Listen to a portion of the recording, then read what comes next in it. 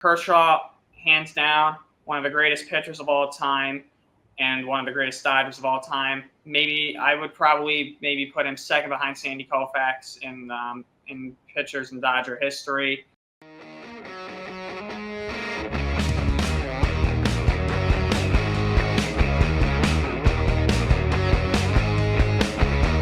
Hello, everyone, and welcome to episode 75 of Hitting for the Cycle. I'm your host, Ben Kruse, alongside my co-host, Ryan Touhey.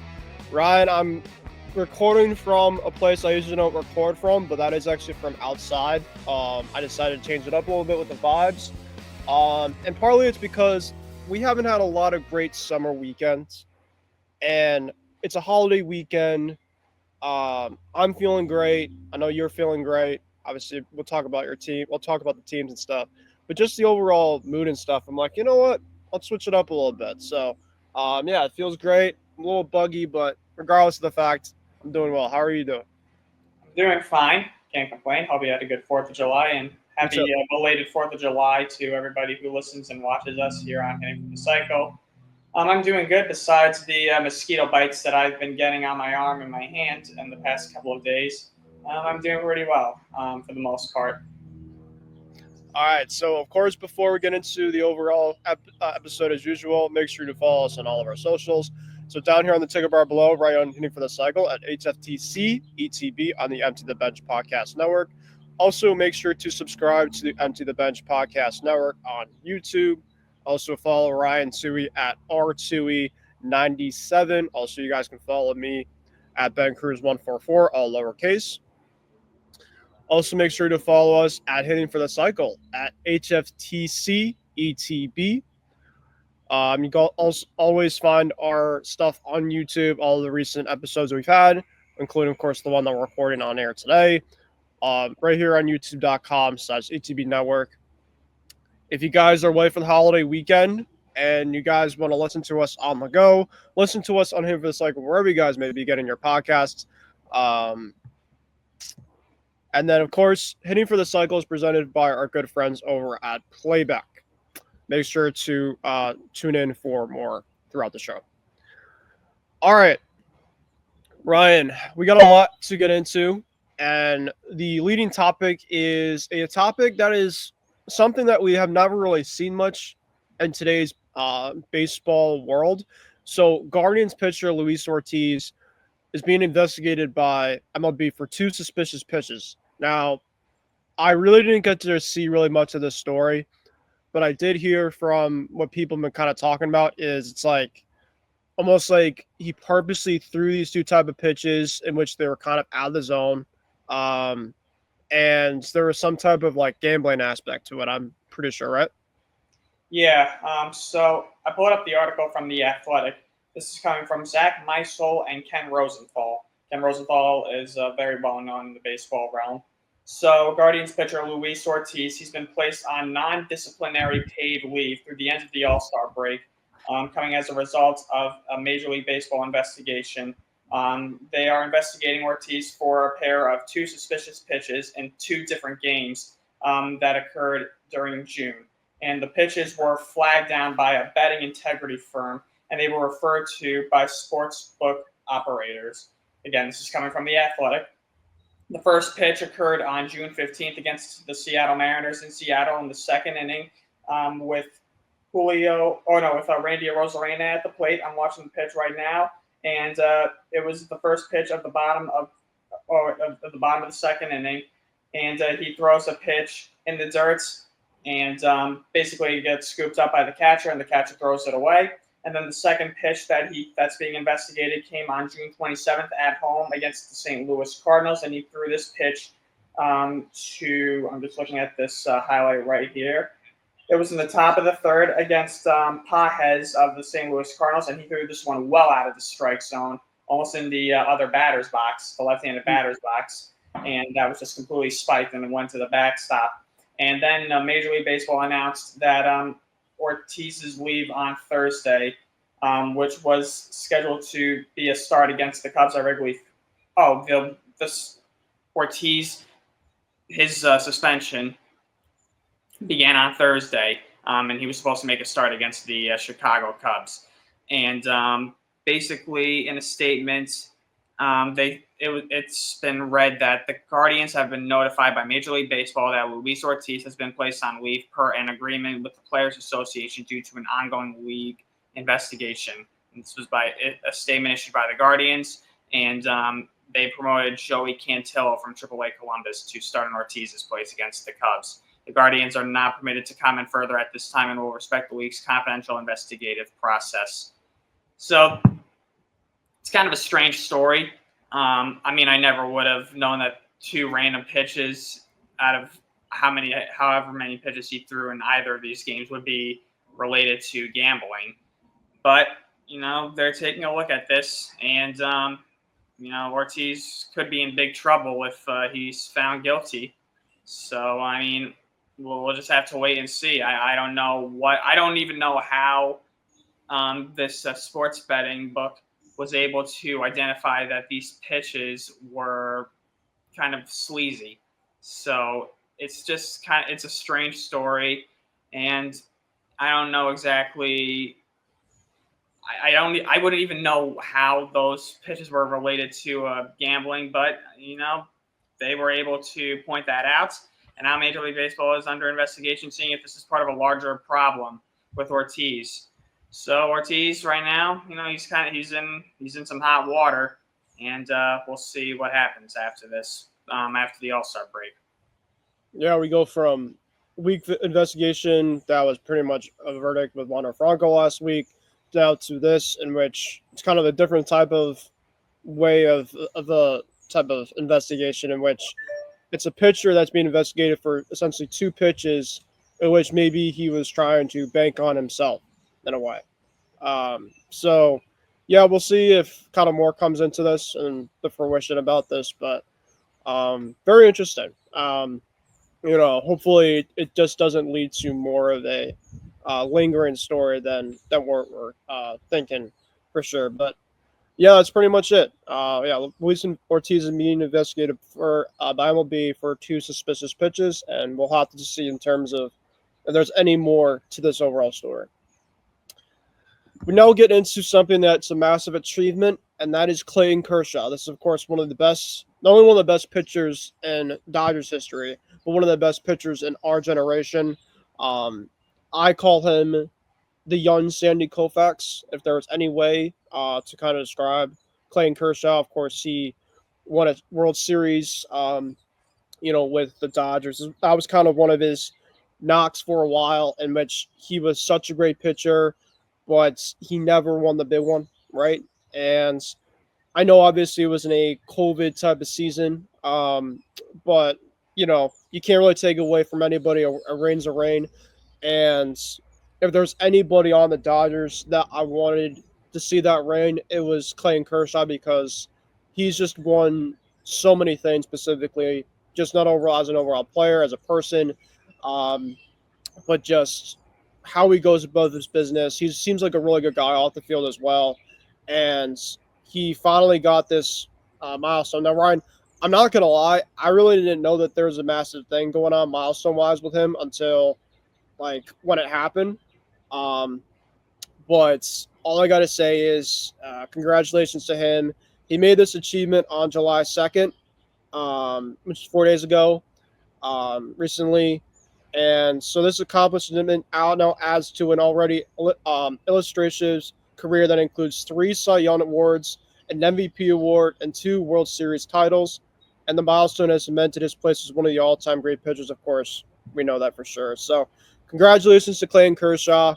And for a fact too, Ryan, that it's also big because you just don't know how many more seasons that the guy has left, right? There's really nothing for him to be proven. I mean, the Dodgers obviously have a ton of talent. They're honestly, frankly enough, because of their pitching woes and their injuries, they've been needing this guy probably more than they expected right now. And he's not the same prime Kershaw of old, but you can definitely kind of see that the I guess you can say, it still kind of has a little bit left in the tank. So congrats to Clayton Kershaw, and just what an achievement, what a milestone. Yep, you said it best. Kershaw achieving 3,000 career strikeouts on July 2nd against the White Sox. And it was quite a ride to get there. He got 2 strikes on the first 11 White Sox that he faced in that game, but two strikes on 8 of the 11 White Sox that he faced in that game, but he was not able to strike any of them out. So the fans at Dodger Stadium were just collectively groaning and getting more impatient with each passing batter. They wanted, obviously, to see the history being made. And he finally got his first strikeout in the 3rd inning when he struck out Miguel Vargas on a curveball. And then Lenyan Sosa followed with a strikeout in the 5th. And then finally, in the top of the 6th inning, Kershaw got Vinny Capra for career strikeout number 3,000. So it was an amazing achievement, obviously, for Kershaw. And, like you said, the career speaks for itself. He has just done basically all there is to do, or almost all there is to do, in Major League Baseball from a pitching standpoint. And, with 3,000 career strikeouts, he is now the first pitcher since CC Sabathia to achieve 3,000 career strikeouts in his career. Sabathia achieved that milestone in 2019 against the Diamondbacks, and now Kershaw joins the club. So it's rare company. Only 20 men in baseball history have achieved 3,000 career strikeouts, and now Clayton Kershaw is on that list. And, Kershaw, hands down, one of the greatest pitchers of all time and one of the greatest Dodgers of all time. I would probably put him second behind Sandy Koufax in pitchers in Dodger history. A very close second. It's very close, but he's just been phenomenal. He's a 10-time All-Star, an NL MVP award in 2014, 3 Cy Youngs from 2011, 2013, and 2014. That period in the early 2010s, 2010 to 2011 to 2014, nobody could touch Clayton Kershaw. Nobody. He was so filthy. And it stinks that, I never really got to watch him in his prime because, he was out west in the National League. And back then, our teams never really faced the Dodgers back then. And he won the Triple Crown Award for the pitchers in 2011. And he's kind of revolutionary in a way as well. I mean, his curveball is one of the greatest, nastiest, most disgusting pitches in the history of the game. Easily. And he's been around for quite some time. He's been around since 2008. His win and loss career record is also extremely impressive. 216 career wins and only 94 career losses. So we know he's going to the Hall of Fame. That there's no doubt about that. So, he could retire today and he'd be a lock for Cooperstown. But, the only downside I'd say to his career is the injuries, because he probably could have achieved even more. If he didn't have all these injuries, he probably could have gone above and beyond, maybe even like what people could conceive could be possible. So, but, at the end of the day, 3,000 strikeouts isn't too shabby. So congratulations to Clayton Kershaw. Yeah, and it would be really cool to see.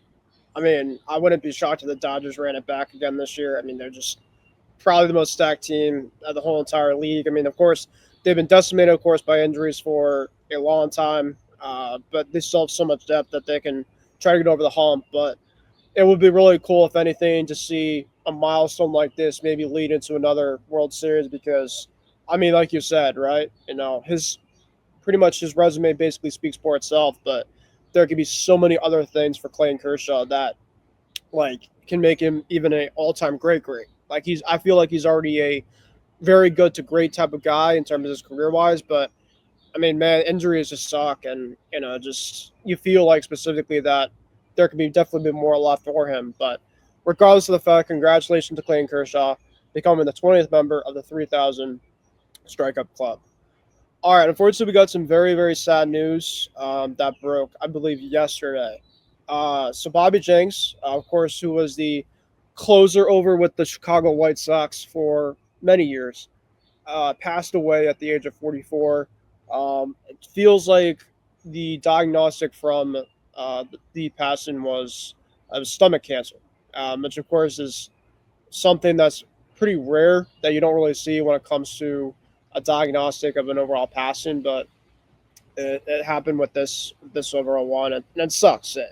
Of course, you don't want to see anybody pass away, regardless of the fact, but just a condition that doesn't you don't like really seem to know about, I guess, really. I mean, that's why it's just there's some things that are just so rare for that you just don't know about when it comes to a diagnostic. But Bobby Jenks, right? We talk about Clayton Kershaw with the resume that he had. I mean, Bobby Jenks was a World Series hero, of course, getting that last out in the 2005 World Series against the Houston Astros. And this was a guy that White Sox fans, I feel like, adored. He just brought a massive passion. I remember he was such a energetic, fiery type of pitcher. Um, and yeah, it sucks. And I mean, 44. I mean, I mean, for an overall type of adult, that's pretty young. To have this obviously happen, unfortunately for it. So, my condolences, my prayers go out to the Jenks family, and yeah, it sucks. It really, really sucks. Yeah, rest in peace to Bobby Jenks.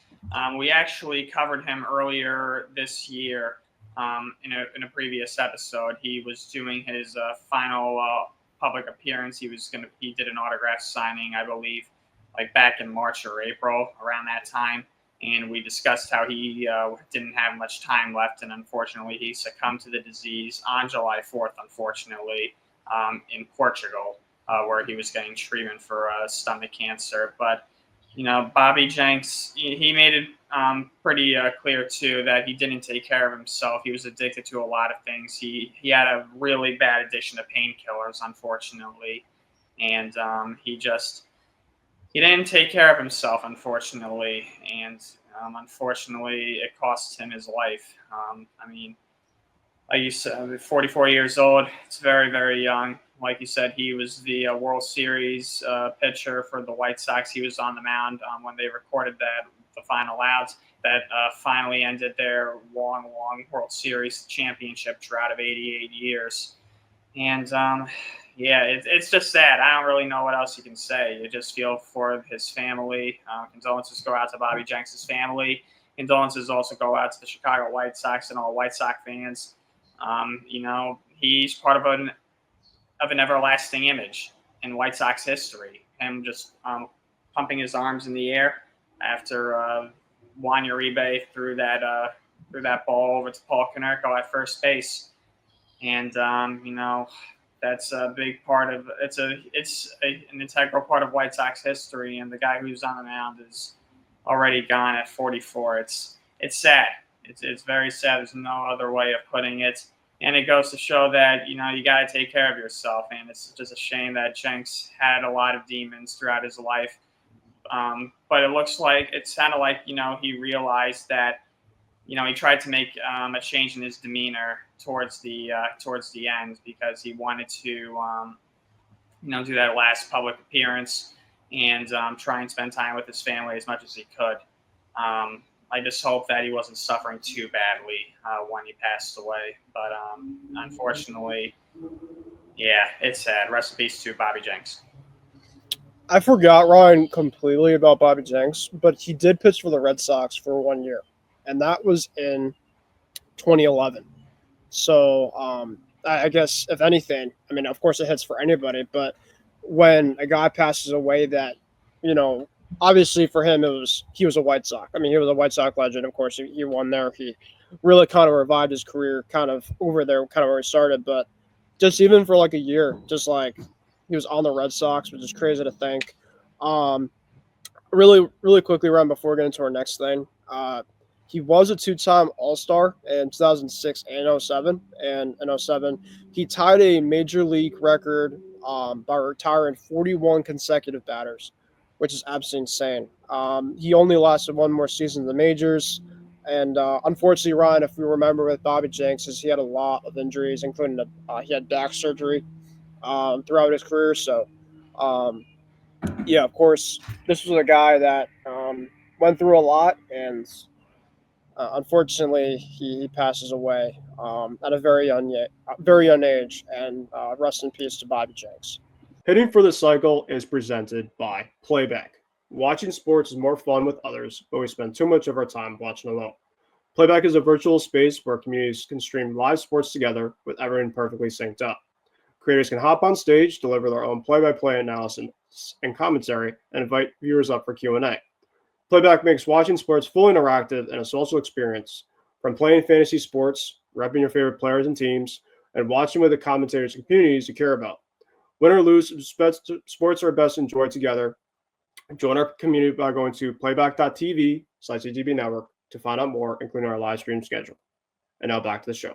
Now we're going to get into the All-Star starters, Ryan. Ryan, it's crazy to think that not only we're at the July 4th weekend mark, but now we're officially at the All-Star game mark. So, of course, and I feel like, Ryan, that this first half just absolutely completely flew by. It really, really flew by in terms of the first half. And now, of course, we have a very good gauge in terms of where teams stand, how good they are, how bad they are, the pretenders, the non-pretenders. This is really like the peak part of baseball, right? And so now we have the All-Star game starters finalized. We did talk about last week with the home run derby with Cal Raleigh and Ronald Acuna Jr. being the two guys that have so far have announced that they're going to be in it. And now it's up to the All-Star starters. So, Ryan, if you want to list the All-Star starters for our audience, by all means. Yeah, so in the American League, the All-Star catcher, of course, is Cal Raleigh, leads Major League Baseball in home runs. I think he's at 35 now, if I'm not mistaken. So yeah. he has not slowed down. He is still. What did I say? Yeah, he's still raking. So Raleigh, this is his first starter election, right? Deservedly so. He's just had a great year. So congratulations to Cal Raleigh. He's the starting catcher. At first base, Vladimir Guerrero Jr. from the Blue Jays. This is going to be Vladdy's fourth All-Star start. At second base is Gleyber Torres. This is his first starter election. However, Gleyber actually took a nasty hit in a game against Cleveland yesterday. I heard about that. Do you know how it essentially happened? Yeah. I think I forget. I think it was a ground ball, and he was running to second base, and Brian Rocchio, I think, accidentally slapped the tag like right in his ear hole or right in his face, pretty hard, and I think he came out of the game. I mean, I don't think it'll affect him making the trip and playing the All-Star game because it's still like 2 weeks away. I think he'll still play, but yeah, that was kind of a nasty hit. But yep, Torres, of course, last year couldn't hit water if he fell out of a boat in the first half for the Yankees. Is raking it up with the Tigers because that's how it typically goes. So congratulations to Gleyber. Jacob Wilson of the A's is going to be the starting shortstop. Congratulations to Jacob Wilson. He is probably going to win the American League Rookie of the Year this year. He has just been hitting since coming up to Major League Baseball this year. He's hitting .339 on the year so far, and he has 108 hits, which is second in baseball behind Judge, and he's third among qualifying shortstops with an .853 OPS. So congratulations to Jacob Wilson, one of the few bright spots in what has been just a dismal season for the A's. Yeah. At third base, the veteran, Jose Ramirez, his fourth career starter selection. Ramirez is on pace for his fifth straight 2020 season and the seventh of his career. So congratulations to Ramirez. Designated hitter goes to Ryan O'Hearn of the Orioles. This is his first starter selection. So congratulations to O'Hearn. A very rare bright spot in what has been a dark season for he'll be one of probably the most coveted name possibly hitting wise in the trade market, by the way, too. Yep, he might be a name that's tossed around. So congrats to O'Hearn. Outfield, Aaron Judge, seventh career starter election. Judge, I mean, do I really need to go into much detail about the guy? Water's what? When you have 1,000 OPS, you're doing everything right. Yeah, for the most part. He's doing almost everything right except helping his team win. So I'll get into that later on. But still, Judge, another terrific season. He continues to add to his resume. So congratulations to Aaron Judge. Outfield, Riley Green, first starter election for him. Green has really just blossomed into a star with the Tigers, and the Tigers have just been an amazing story this year. And they have definitely built on the success that they experienced last year, and Riley Green has been an integral part of that. And the final All-Star and the final All-Star outfielder, the resurgence of Javier Baez. He is the final starter for the All-Star game. He has bounced back with a 783 OPS, and this has been his best season in quite some time. Who would have thought that a guy specifically that looked completely like one of the worst hitters in baseball? I mean, the guy was hitting balls out of the other batter's box. Guys wanted him shipped out of town, and he goes to a different position and completely not only resurrects his career, but he's an all-star starter in the outfield. I mean, you don't see that. No, you do not. I mean, maybe the Really Tigers. cool to see that. I mean, maybe the Tigers, really gave it to him, saying, "Hey, you better start hitting, otherwise you're going to be off this team." So, I guess so. Maybe they instilled the fear of God in him or something like that. But regardless, whatever they did to him, whatever they taught him, whatever he did in spring training or in the off season leading up to this season, certainly paying off. I mean, he is a big reason why the Tigers are where they're at right now in the standings. Yep. So, congratulations to Baez.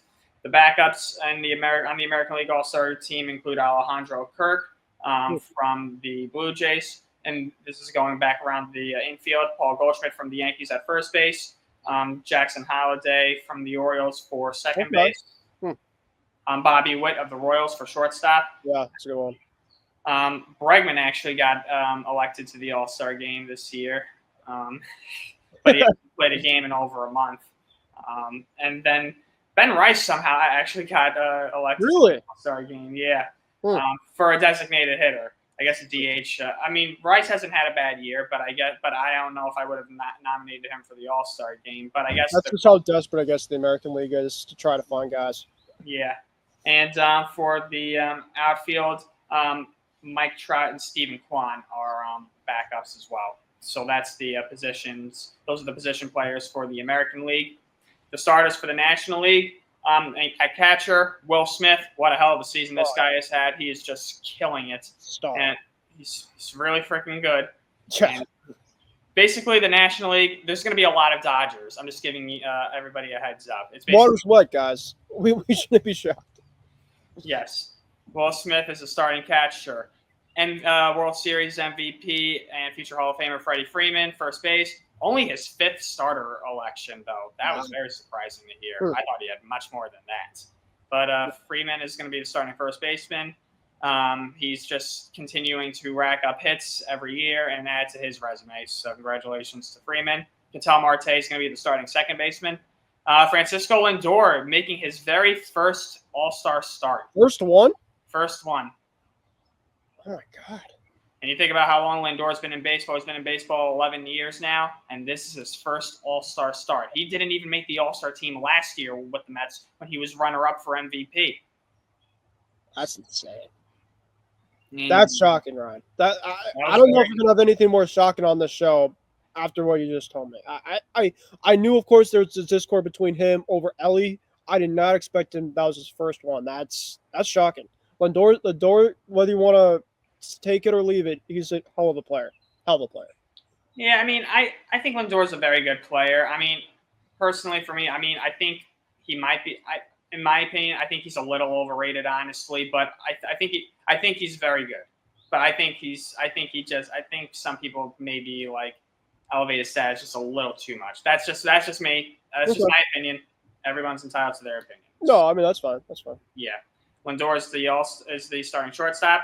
Manny Machado making his fourth career All-Star start at third base. Some guy named Shohei Ohtani is going to be the starting designated hitter. I haven't heard of him. I don't know where he came from. Yeah, he's apparently really good, and he plays both positions, which is very unheard of. Yeah, very odd. In the outfield, Ronald Acuna making his fifth career All-Star start. He came back in May and has has not missed a beat. So even with the limited playing time this year, he's made another All-Star team. So congrats to Acuna. The electric Pete Crow Armstrong from the Chicago Cubs playing in the outfield. PCA. He is making his All-Star debut. So congratulations, PCA. Probably will win the national.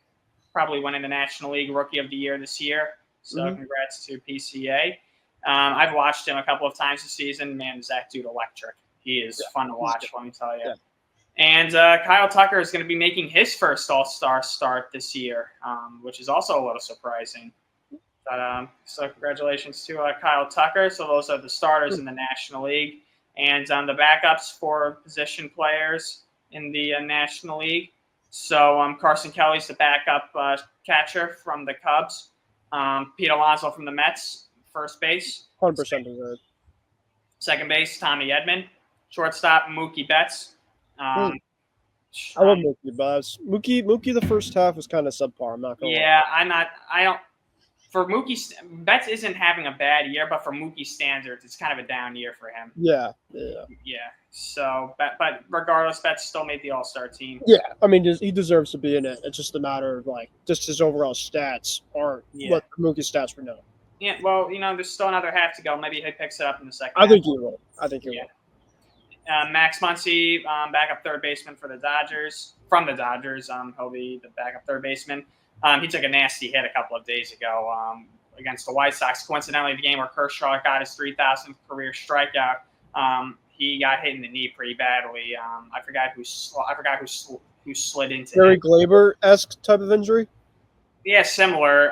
Just his knee instead of his head. But yeah, so I mean, I think he'll be ready for the All-Star game too. I think he's just dealing with some bruising in that area. So but I think he'll be ready for the All-Star game.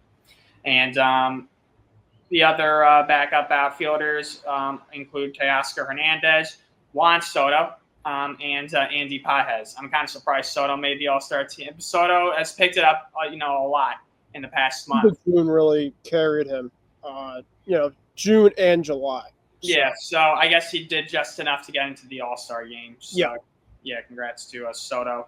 And those are the starting lineups for the All-Star game this year, which will take place in Atlanta on Tuesday, July 15th.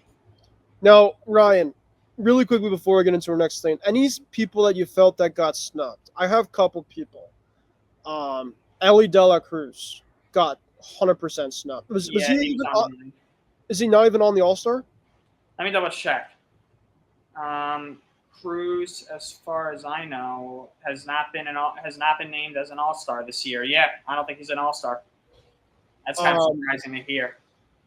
What's Matt Olson's average? Matt Olson, well, I know he wasn't having a good year. But he's really carried as of recent. I mean, he's picked it up. He's hitting 271, and he could have been somebody maybe as a reserve. Yeah, maybe. Who else? He's another guy that could have made it. Who else? I'm trying to think who else could have been an All-Star this year off the top of my head. Maybe George Springer from the Blue Jays. He's had a pretty good year. Great pick, yeah. Vladdy? He's the starter first base, starting first base. Yeah. But Springer, I mean, he's making a case for comeback player of the year, I'd say, in the American League. And he's hitting 285, 16 home runs, 53 RBIs. Those aren't bad numbers. I would have picked him. Michael Busch from the Cubs. Yeah, he's pretty good. This guy rakes. Yeah. I would probably say Springer's my biggest snub from the All-Star game this year. And Ryan, I'm not gonna lie with this one. And listen, call me crazy because I'm not the biggest fan of him. Like I can tolerate him. I think he has a lot of cockiness to him, but he's been showing as of late.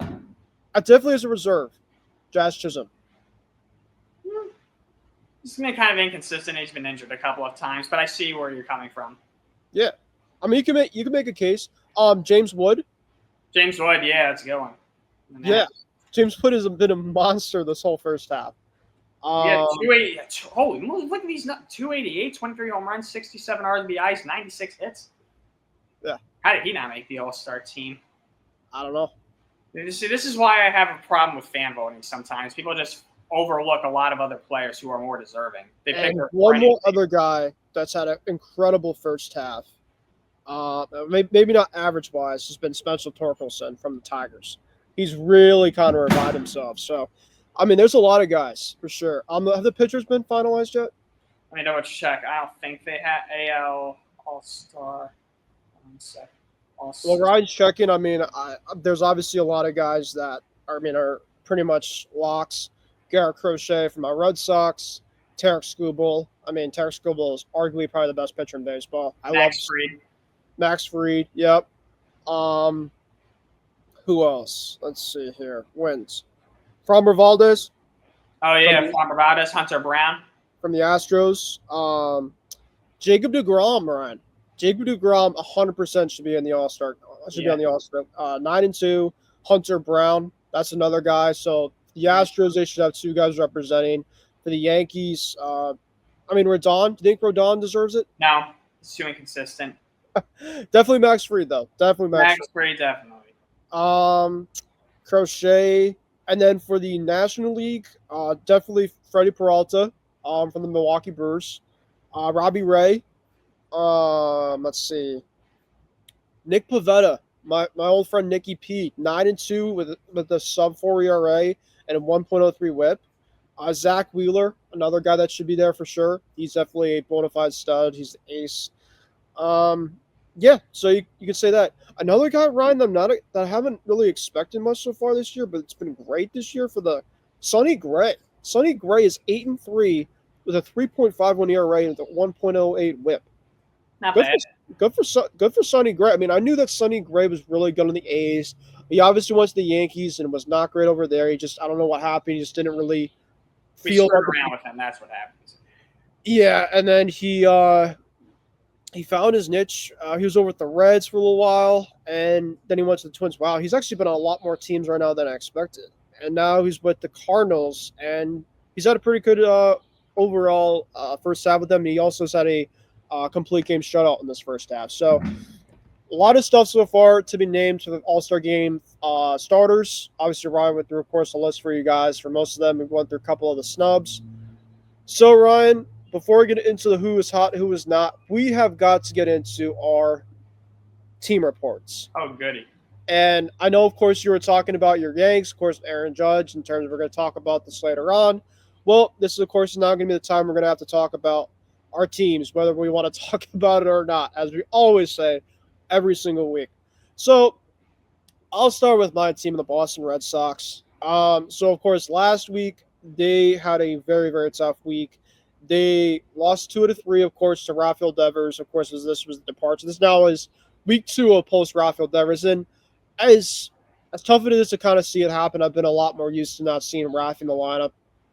It's just been kind of whatever now. I mean, you gotta have to kind of accept it, frankly, to be honest. But they obviously got swept by the Angels. The Angels had our number all year for some odd reason. We lost 2-3 to the Blue Jays. So we lost last week 3 straight series. Then we took on the Cincinnati Reds. And with the Cincinnati Reds were one of the hottest teams actually kind of coming in against the Red Sox. And that was actually a return line of Terry Francona, an old friend of ours, back to Fenway Park. So the Monday night game happens for the Red Sox, and it was Garrett Crochet against Chase Burns. Now, obviously, Ryan Chase Burns, you guys face in Cincinnati. Chase Burns is, of course, one of the most up-and-coming flame-throwing stars. Of course, Jacob Mizorowski with the Milwaukee Brewers is another guy. And Ryan, the Red Sox, I don't know what it was, but the Red Sox had one of their best innings of the entire season when they had to have it in that Monday night game against the Cincinnati Reds, against one of the best pitchers that's up and coming. Welcome to the big leagues, kid, because the Red Sox scored 7 runs and pulled Chase Burns out not even one inning through. It was absolutely a clinic by the Red Sox in that first inning. I mean, Ryan, Duran got on with a walk. Roman reached on the fielder's twice, and then it was Toro single. Narvaez double. Miller, of course, ground outs those 2 outs. Then Story got a homer, threw in a homer. Meyer with the double, Hamilton with the single, 6 runs. Hamilton stole, and then Chase Burns out. See you later. And that was it. The Red Sox had, when they needed it, an absolute rampage. And they've had these overall glimpses of they have one game where they just completely burst onto the scene. It's like, well, they're going to back it up and probably just not score the next game. That's kind of how the Red Sox have been doing this whole entire season so far. But when the Red Sox had to have it, I mean, Garrett Crochet, Ryan, has not had any run support. And finally in a game where it's like, oh, it's going to be a pitcher's duel because, Chase Burns has been he has disgusting stuff against Crochet, who's been one of the best pitchers, of course, in the first half, which is not a shock. You would think it's be a pitcher's duel, but this game was absolutely wacky. So Red Sox go up to a 7-0 lead. Crochet, of course, deals until the fourth inning. Austin Hayes hits a 2-run triple. Steer grounds out. It's 7-3. Crochet just his command just was not there in the middle part of the innings. Of course, that's the type of game where he had probably his worst start, but he still won like 6 innings with 9 strikeouts. And it's almost kind of feeling like what I do with my hands type of moment. Like Crochet finally gets the run support, and it's like crap. Like you would just think that he would start to mow guys down with the big cushion of a lead, and he just didn't have it. I mean, credit to the Reds, they were able to fight back and make this somewhat of a game, including they had the tie and run at the plate, and Crochet got I think it was a big ground ball double play against Ellie to be able to sustain that. And then Ryan, we had an inside the park home run for the Red Sox, the first inside the park home run, I believe, since Jacoby Ellsbury had it, which was years ago. And that was by Willie Abreu. Willie Abreu, who cannot hit lefties, they put him in, and it was against the lefty relieving pitcher because Burns, of course, was out. And Willie hits a ball probably about 400 feet. Do you know where, like, obviously the Fenway Park, the center field, the kind of that triangle area? Yep. There's obviously that railing that's right there. Basically, the ball hit the railing and ricocheted over TJ Friedel in center field. Friedel falls down, and you just see Willier turn around a second. I'm like, this is going to be outside the park. If Willier can just bust it out, he's not a fast runner. But congrats to Willier. And then Willier, of course, not only hits the inside the park home run, but later on in the game, he breaks the game open, the grand slam. This is the first, I think he got history, Ryan. You never see a batter specifically, at least in recent years, that's had an inside the park home run and a grand slam in the exact same game. I don't know exactly the last time that has happened. I don't think it's happened before. I mean, that was the first time that's happened. It was absolutely incredible. And obviously Willier coming back, they really needed him. He obviously missed a lot of time. Willier is a guy that they desperately need. And, I mean, I don't want him to get traded, but he would be a perfect guy for some team, for sure. And this, of course, Ryan, if you remember Willier Abreu, which trade was this a part of with High and Bloom, if you remember this? The trade for Willier Abreu? Yes. This was a trade that I was kind of on the fence about, but this was a High and Bloom trade that he made. And I'm like, who? And he's proving me wrong. Oh, jeez. When was his trade? What year was this trade made? This guy was on the 2018 team. He played a massive part. He actually, I'll give you a clue, he hit a walk-off homer against the Tampa Bay Rays in the playoffs. That couldn't have been, no, that had to be 21. They didn't face the Rays in 18 in the playoffs. 22. No, but he was part of both 2018 and 2020. Correct. All right. Yeah. Oh, jeez. Jackie Bradley? No. Good guess, though.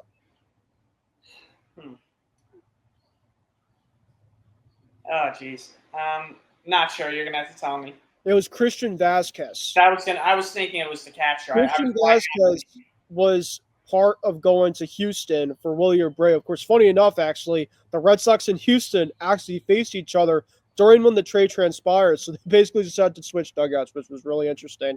And Willier Abreu hit a homer against his former team in that same exact series.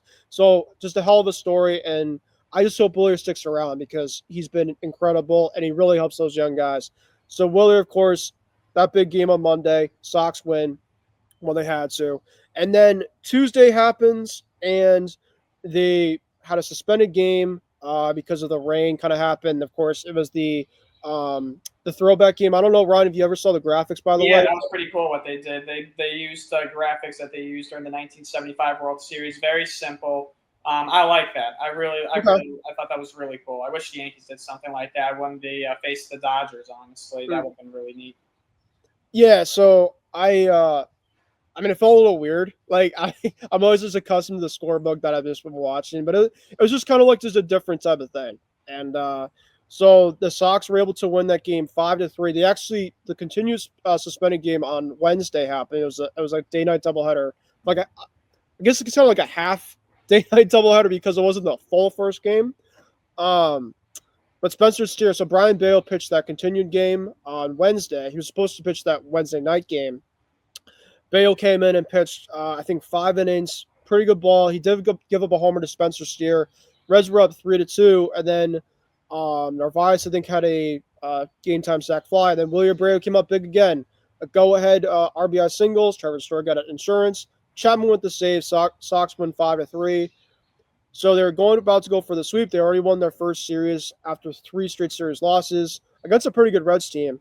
And Ryan, I think I told you this off the air, but the only team so far in Major League Baseball that has not been swept yet so far this season has been the Cincinnati Reds. And the Red Sox were two innings away from making that happen.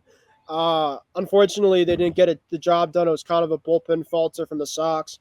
It was almost like they kind of like packed it in a way. Unfortunately, like it's all right, we already won the series because they were up 3-0 in the sixth. Willier actually hit another homer, made it 3-0.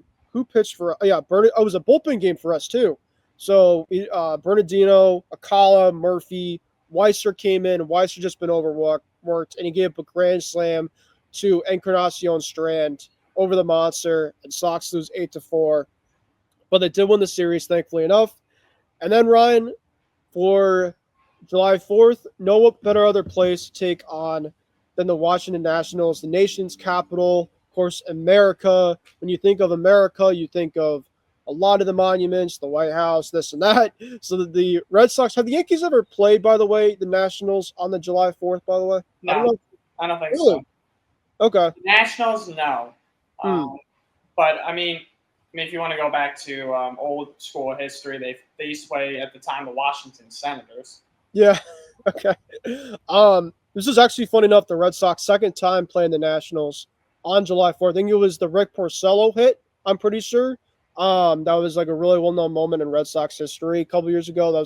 That's almost like a great trivia question of like, if you remember who did Rick Porcello hit that big hit against? Like in the gap, I think it was against Scherzer actually. I don't remember the overall. The pitcher, that it was a really good pitcher. I remember it. I'm like, oh my god, this is crazy. But the Nationals have been playing fairly decent balls of late, so I'm like, you know what? The Nationals record kind of is like, it's not great, but it's like they're a decent team that'll kind of compete. So I was kind of worried not going to lock them into this, but they got 2 big wins, and the offense absolutely exploded. I mean, the fireworks, of course, came early on and often, which was great to see. Sorry. The second inning came around. The Red Sox got 2 runs, including Cedon Rafaela, who's been absolutely going crazy so far recently. Love that for Cedon. Double from Cedon, single by Duran. Sox up 2-0, and then they scored a 7-piece in the 5th inning. They really got to Mike Soroka from the Nationals. Soroka has some pretty good stuff, I'm not going to lie. It's really good off-speed stuff, but the Red Sox did a pretty good job. I think it was the second time around, really kind of get into him and get him out of the game and really get into a Nationals bullpen, Ryan. If you've never seen the Nationals bullpen. I haven't seen the Nats this year, so I'm not too familiar with it right now. Their bullpen, Ryan, is a mess. I mean, if there's anything that you can watch from this Nationals team, there's just nobody in that bullpen that, when I saw them basically taking out the 2 starters that they had yesterday and today, I'm like, we got this game. We just got to be able to just play good defense and just get out of there with the series done. And now today, you got your ace and Garrett Crochet against, I think, a bullpen game for them. So if anything, it's kind of like with the Mets terms against your Yankees as of right now. You basically already won the series, but I want to get greedy because you know who we have next, Ryan? We got the Colorado Rockies. Our soft part of the schedule right before the All-Star break. But then we got the Rays to finish it off at Fenway. So we have to be able to take advantage when we get the chance to. If we want to continue to be over 500, when we get Bregman back, we got Yoshida back next week. This is what we have to do. If we want to be an overall good team, I think we're a very middling type of team. I don't think we're an awful team. I don't think we're a great team. But I think that we've been shown that it's like every single week, it's a constant roller coaster with this team. This week specifically, I think it was okay. I mean, there obviously was some bumps and bruises, but I thought the pitching was okay. The defense, of course, still needs some work, but the offense was great.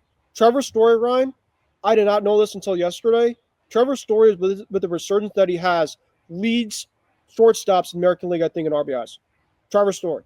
A guy specifically that I personally wanted out of town. I, of course, took the slander, but I wanted him to do well. Trevor Story, on July 4th, went 4 for 5 with a home run. Right now, Ryan, he is riding a 695 OPS, which It's not great per se, but listen, I would take a 252 average with 13 homers for your shortstop. I'm fine with that. For a guy specifically, I'm in the second half. If Trevor Story specifically can just stay healthy and play good defense, give me mid to 20 homers, and I'll be fine with that. Give me around a 260 average. I'll be okay with that. So good for him. And Lucas Giolito. Come on, man. This guy has been nails. A guy specifically that a couple years ago was arguably one of the worst pitchers in the league, and I couldn't be any more happy for Giolito. This guy specifically is been nails for us. A guy that we talked about the pitching staff, Ryan, with the Red Sox with Garrett Crochet. We're like, okay, who else do you think specifically can step up? And I didn't expect it to be Giolito. I didn't expect it to be Bueller. Maybe it could have been Bale. Maybe it could have been Houck. But if you told me, Ryan, that Lucas Giolito was your second best starter for the Red Sox, what do you think thought so far coming into the All-Star break? I would have said that if you had told me before the beginning of the season that he'd be one of the top stars in the Red Sox, I would have probably chuckled, honestly. I would have too. This guy, Ryan, 2 years ago, in 2023, was a 1.5 and 6 games with a 6.89 ERA. He basically was under DFA category for the Angels. And now for 12 games, he has a 3.66 ERA. And the last, since June 10th, he's gone 6 innings plus, and he at least has 5 or more strikeouts. And in terms of earned runs, he's only given up 2 runs in the last, 3 runs specifically in the last, 1, 2, 3, in 5 starts. He's only given up 3 runs. Absolutely incredible stuff from Giolito. If the Red Sox want to get to where they want to be and to try to get into the playoffs, they need to have somebody else than Garrett Crochet step up, and that's been Lucas Giolito. Now, of course, maybe his regression could happen in the second half. I wouldn't be shocked. Of course, you can't really obviously have that for consistent work, but I'm taking this, and I'm taking this to the bank. And then Walker Buehler yesterday. Walker Buehler has not been great, but he stepped up yesterday. He was a little bit better. It wasn't great per se, but you're going to kind of take it, especially with the big lead that they got. So, yeah, Red Sox, they got Crochet today. They're trying to go for the sweep. I want to be greedy. This Washington Nationals team, they've already gotten 2 big wins already. They've gone early onto leads. And if you get a big-time lead, I don't expect Crochet to be able to falter like it did against the Reds.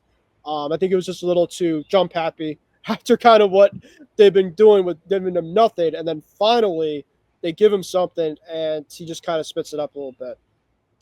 So, yeah, we got the Nationals for this one today. Then we got 3 for the Rockies. Please, to God, Ryan, I want to come on next week and say that we swept the Rockies. I know, obviously, you guys lost one of them to the Rockies. But if the Red Sox lose at least 2 or 3 to the Rockies, and if the funny part is, it wouldn't shock me, because it's like this team is so bipolar. It just drives me nuts. But you got to take the soft spot and take it to the bank. You're also at home. Take advantage of those. And then you got 4 with the Tampa Bay Rays to finish off the All-Star break, and it's all at home. So you got to play clean baseball. You got to be a good home team. You got Yoshida back. You're going to be getting Bregman back. And with the way that this division's starting to really kind of turn things upside down recently, the Red Sox aren't done yet specifically when it comes to, being in the race. So that's at least good to see.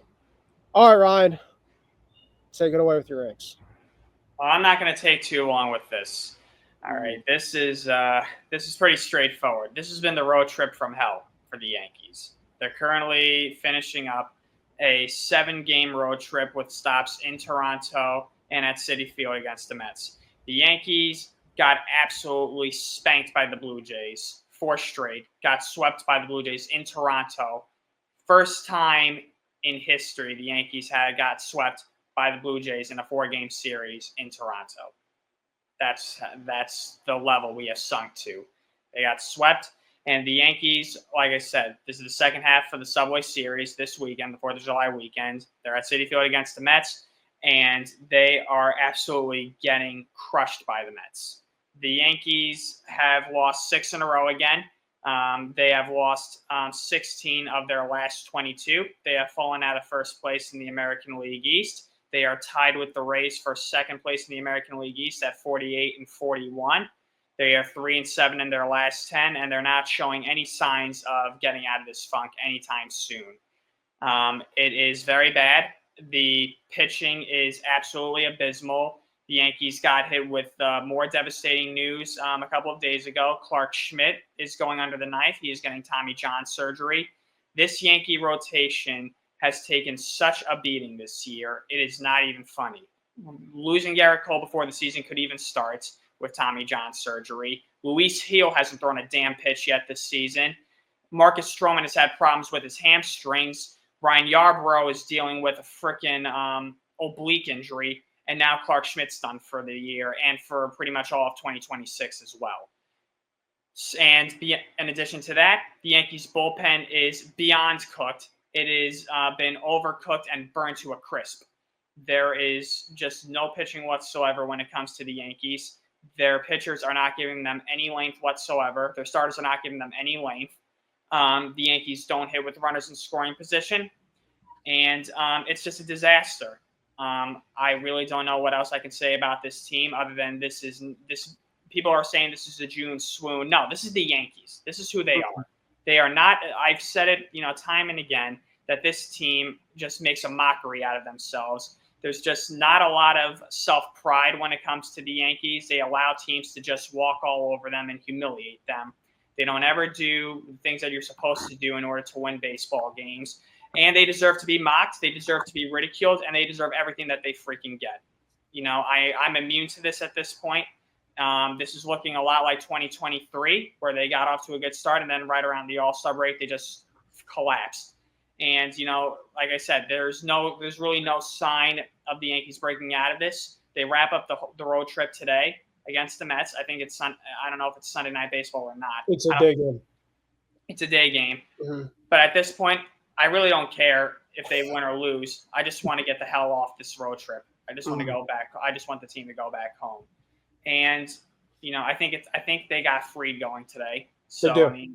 Against the Mets bullpen, in which the Mets bullpen specifically, granted, they really don't have much of a bullpen. So if you can't win this game, Ryan, today with your ace against what the Mets have, basically with a depleted bullpen, and probably not Edwin Diaz if the Mets have the lead, specifically because Edwin Diaz has been pitching for the last 4 or 5 games, I don't know what to say.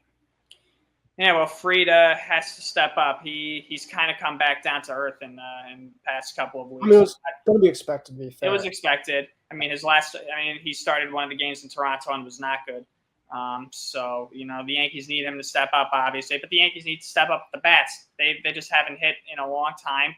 Same culprits. These guys they're just not hitting. And I don't know what else to say. I really don't. The team is just a mess right now. And if there's any team that needs the All-Star break, it's the Yankees. So I'll just leave it at that. Ryan, I respectfully disagree with you in terms of the hitting. The hitting for the Yankees, all of the Citi Field, has been actually pretty good. Well, sure, the hitting has been better at Citi Field, but I'm talking about more so, with the road trip in general. Sure. When it comes to the Yankees, I mean, sure, some of these games have been close. Some of the games against the Blue Jays were kind of close, and the Yankees, have tried to come back again. The Yankees almost came back on Friday against the Mets.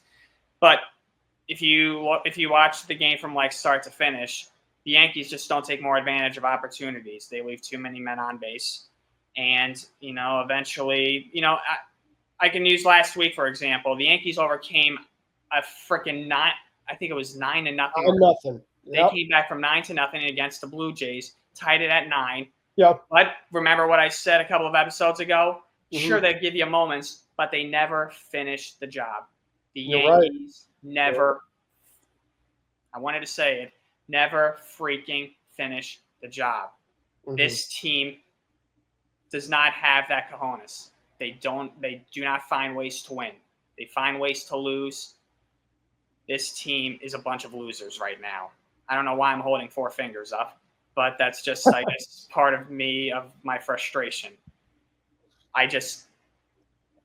What can I say? This is the Yankees. This is the way that they've been for years now. And people are calling for Brian Cashman and Aaron Boone's heads. What can Aaron Boone do, honestly, at this point? This is the team that he's got. He's not getting he's getting his pitching is in shambles. He's got a couple of guys on this roster who shouldn't even be in Major League Baseball right now. Oswald Peraza should have been DFA'd. It's clear he can't hit Major League pitching. Volpe should be in AAA trying to get his head back on straight. And throw to the right teammates. And throw to the right. Oh, God almighty. Right. I did not want to remind you about that, but if there was a microcosm with the way the Yankees are going right now, it's the fact is that during in between innings, they can't even throw to their own guys. It's getting that bad. Listen, we're kind of running out of time right now, but Brian and I could talk about the Yankees in terms of what's going on for about an hour if you really wanted to. But let's really quickly go to who's hot and who is not. So for me, who is hot, Ryan? I'm going with Trevor Story. I mean, listen, I slandered the guy left and right, but this guy completely has turned things around. He has a 250-plus average. He went 4 for 5 on the game on Friday against the Nationals. So, yeah, listen, I think I had him for who's not early on in the season. I'm going to give him his flowers too. I mean, listen, I take it as a buck. I want the guys to do well. And Trevor Story is one of my who is hot. And another guy that's been hot has been Isaac Paredes from the Houston Astros. I mean, I'm sorry. You know what, Ryan? I think I might have had Paredes already as is. Cam Smith. Cam Smith for the Houston Astros is a young budding star. Cam Smith, let me take a quick look at his stats. He is rocking a 292 average, 7 homers, which is not a lot of homers specifically, but the guy specifically just consistently gets on base. And Ryan, the Houston Astros, they're not going anywhere. They're right there in the mix. They just took 2 out of 3 or 2 games already against the Dodgers. And yeah, just that's that. But I'll let you take it away really quick for who's hot for you.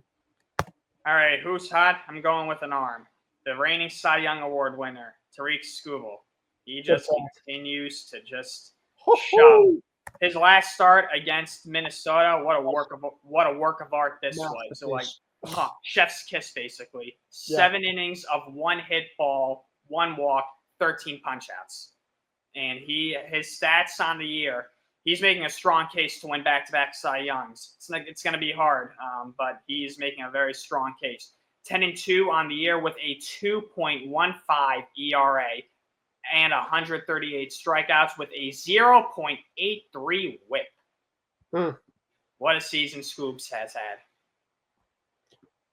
Ryan, my who is not. I'm sorry, I'm going to have to take one of you guys, and that's Anthony Volpe. Anthony Volpe is horrific. I don't care. I'm a Red Sox fan. You know, I'm taking it with a grain of salt, but this guy specifically, I mean, have you ever seen the meme of he's not a scrub. He can't play. Like, that's the way that I look at Anthony Volpe right now. The guy specifically can't hit him. Yeah, he hit the homer yesterday. What did he freaking do? But he can't throw to his own guys, and he consistently he's awful right now. So yeah, that's my guy right now, Anthony Volpe. There are a lot of guys. I've been picking a lot of Yankees for who's cold because that's what I know off the top of my head. I'm trying to find somebody. I think I might just have to skip on who's not right now individually because we're kind of almost out of time here. I got to plan this a little beforehand, but I can give you who's not for a team besides the Yankees. I will tell you that. That dubious distinction goes to the Cleveland Guardians, who have lost 9 in a row. Great pick. And Ryan, you know what? I'll give you a who's not guy right now. That's Cedric Mullins from the Orioles. The guy specifically is really not doing well at all. So that's what I'll give you for who's not. But folks, we ran out of time. Thank you guys for watching Hitting for the Cycle, episode 75. Of course, make sure you do follow us on all of our socials, which I have already some down in here on below. And we will see you guys for episode 76 for next week. Hope you guys enjoy the rest of your 4th of July holiday weekend. And we will see you guys all next week. Take care.